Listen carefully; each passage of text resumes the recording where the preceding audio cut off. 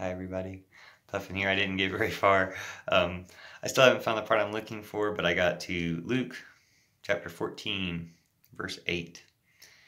He put forth, verse 7. He put forth a parable to those who were bidden, which he marked how they chose out the chief rooms, saying unto them. It's a parable, I guess. It's kind of like an illustration. It's really pretty on the nose. 13:8.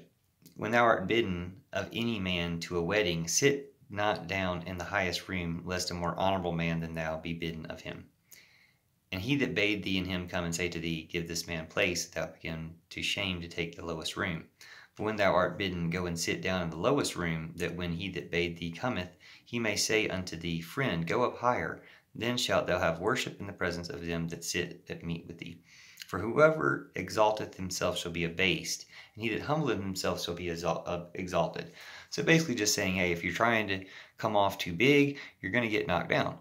If you come off humbly and you're presenting yourself humbly and, hey, I'm willing to be at the lowest level, then if people say, well hold on, we need more of you up here, then, you'll be called up.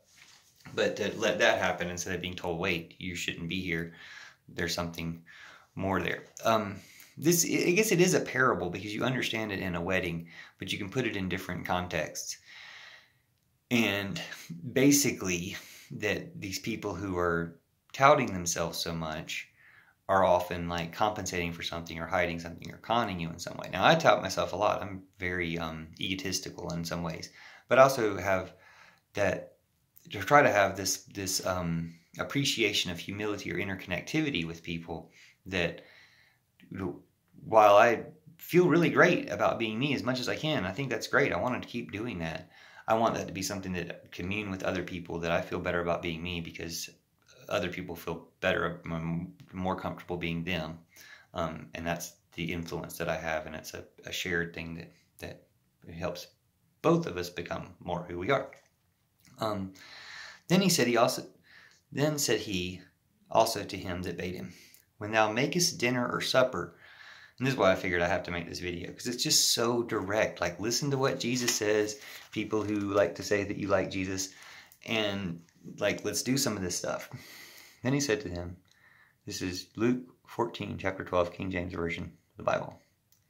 When thou makest a dinner or supper, call not thy friends, nor thy brethren, neither thy kinsmen, nor thy rich neighbors, lest they also bid thee again, and a recompense be made thee. Meaning, don't call the people that you know or the people that you know can help you out later by repaying you because you made a feast. But when thou makest a feast, call the poor, the maimed, the lame, the blind, and thou shalt be blessed. For they cannot recompense thee, for thou shalt be recompensed at the resurrection of the just.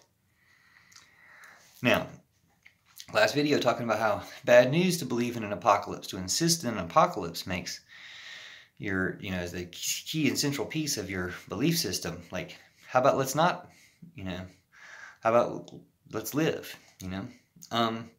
The resurrection of the just doesn't necessarily mean the resurrection of the dead and some type of apocalypse thing. I don't know what it means. I don't know what the the translation interpretation really could be. But to me, it means that, hey, so people haven't gotten their due so far. Like, there isn't justice. There's injustice in the world, but there will be a justice there. And people see that sometimes. People get really satisfied when justice is done and somebody gets what's due. Somebody gets their due, good or bad. When somebody's long done something good and not been rewarded for it, finally is, then people are like, yes, that person finally got whatever. And, if somebody gets away with doing bad stuff for a long time and they finally catch them, yes, they finally got it. So I think that's really more what that means, but that there's kind of this heavenly dimension to things, which I think is very important to keep in mind with religious stuff, that it is a blessing to help other people. And, just do this. He just says, when you make a feast, call the poor, the maimed, the lame, the blind. That's Luke chapter 14, verse 13, 14:13. And then the next part's about how you'll be blessed. But the first part, the instruction, just who to call, who to feed, what we've been missing. So I wanted to include that.